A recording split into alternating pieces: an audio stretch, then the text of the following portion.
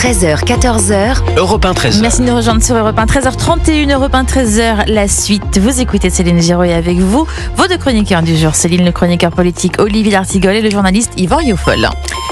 Et j'avais envie de vous faire entendre Manuel Bompard, coordinateur de la France Insoumise. Il était l'invité hier du grand rendez-vous Europe 1, CNews et Les Échos. Le député des Bouches-du-Rhône n'a pas semblé à l'aise pour condamner l'islamisme comme un danger pour la France. Écoutez sa réponse à la question: est-ce que l'islamisme est une menace existentielle pour la France? Si vous me posez la question de savoir si le réseau de criminalité organisée est un problème pour la France, je vous le confirme. Si vous me posez la question de savoir si la menace terroriste est un danger... Oui, mais moi je vous parle de la menace terroriste. Et moi je vous parle de la menace islamiste. Vous parlez de ce que vous voulez, mais vous n'êtes pas à ma place, c'est pas vous qui posez les questions. D'accord, c'est moi qui réponds, vous posez les questions et moi je réponds de la manière avec laquelle j'ai envie de voir. Mais derrière ce mot-là, vous mettez des choses qui sont des choses extrêmement différentes et c'est la raison pour laquelle je n'ai pas envie de le reprendre à mon compte. Voilà, Pierre, c'était Pierre de Villeneuve donc qui présentait le grand rendez-vous hier, Yvan Rioufol. Oui, c'est en effet très intéressant. Cela se comprend, puisque on sait maintenant que l'extrême gauche, enfin par la voix de Jean-Luc Mélenchon, appelle à une nouvelle société qui est une société musulmane. Et dans cette société musulmane, la France Insoumise croit flatter également ce qui caractérise une partie de cette société musulmane, c'est-à-dire un islam rigoriste, un islamisme donc. C'est-à-dire qu'il ne fait visiblement Bompard ne fait pas de différence entre l'islam et l'islamisme et il amalgame les deux.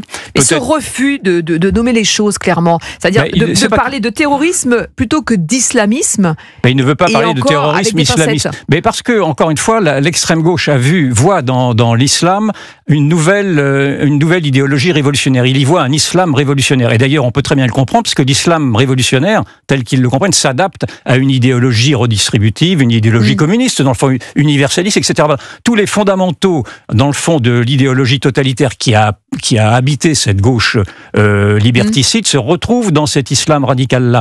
Donc aujourd'hui, par clientélisme naturellement, et par facilité, par paresse intellectuelle, cette extrême gauche refuse d'aller au-delà de subvertir l'Occident et les sociétés libérales. Mais c'est précisément parce que l'islam radical s'en prend à l'Occident et aux sociétés libérales que cela convient parfaitement à cette extrême gauche qui déteste l'Occident, les sociétés libérales et atlantistes. Oui, donc il y a une logique chez eux. C'est une logique détestable, mais c'est une logique. Olivier D'Artigol, sur ce refus finalement de nommer les choses, on entend Yohann Usaï, un journaliste de CNews qui insiste, et cette juste raison. Emmanuel Bompard qui refuse. À partir du moment où la France Insoumise avait parlé d'un antisémitisme résiduel, à partir du moment où il se refuse à parler d'un terrorisme islamiste, alors que ce terrorisme islamiste est, à l'échelle du monde et dans nos sociétés occidentales, en haut du spectre de ce qui est suivi par les renseignements intérieurs concernant les menaces réelles,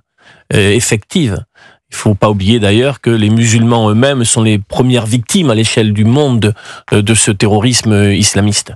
Donc les dirigeants de la France Insoumise sont sur une stratégie dont on a pu encore dernièrement revoir les piliers fondateurs avec ce qui s'est passé sur l'élection municipale à Villeneuve-Saint-Georges, avec d'autres moments où ils cherchent une mise sous tension permanente du débat politique, comme il l'a théorisé, une conflictualité permanente, pensant que ce choix stratégique, électoraliste, peut l'amener à une qualification à la prochaine élection présidentielle au second tour. Des propos qui ont fait réagir... Tout est honte bu concernant ce qu'ils disent. Vous allez entendre la réaction justement de Philippe Ballard à ces propos de Manuel Bompard, député RN de l'Oise. C'était sur CNews ce matin. On se souvient de Madame Obono qui ne voulait pas dire que le Hamas est un mouvement terroriste. Là, il est en droite ligne de ce que pense la France insoumise, tout simplement. Non, il faut combattre l'islamisme parce que les islamistes sont des terroristes, mais ça lui fait tellement mal à la bouche.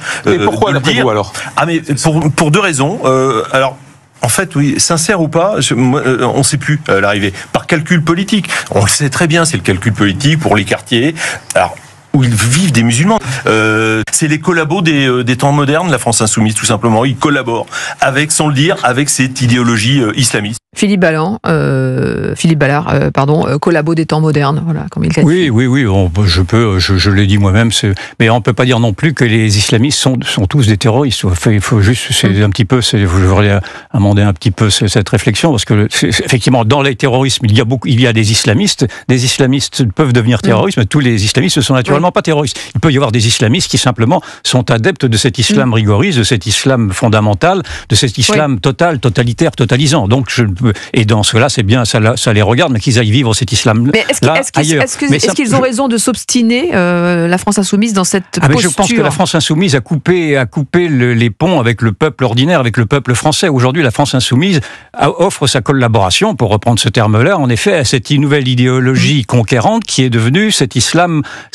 colonisateur, qui trouve ses ressorts idéologiques derrière l'islamisme, qui est une dynamique incontestable. C'est l'islamisme, c'est-à-dire cet islam conquérant, cet islam qui veut s'imposer en terres étrangères pour y imposer la loi de l'islam, qui donne ce ressort extraordinaire à cette religion-là, à cette politique-là. On n'est plus dans la religion, on est dans un code politique. Simplement, je voudrais tout de même faire une petite réserve. Vous dites que l'islamisme cible en priorité les musulmans, c'est en effet une affaire convenue que l'on entend, mais en France, l'islamisme ne cible pas les musulmans. En France, l'islamisme cible au contraire d'abord les juifs, naturellement, il faut quand même pas l'oublier, même si je sais bien que vous ne l'avez pas oublié, et cible tous ceux qui ne leur ressemblent pas, c'est-à-dire en général, alors certes, il peut y avoir des musulmans dans la foule quand c'est pris d'une manière anonyme, mais elle cible d'abord ce qui représente la société occidentale. Je parle à l'échelle du monde, oui.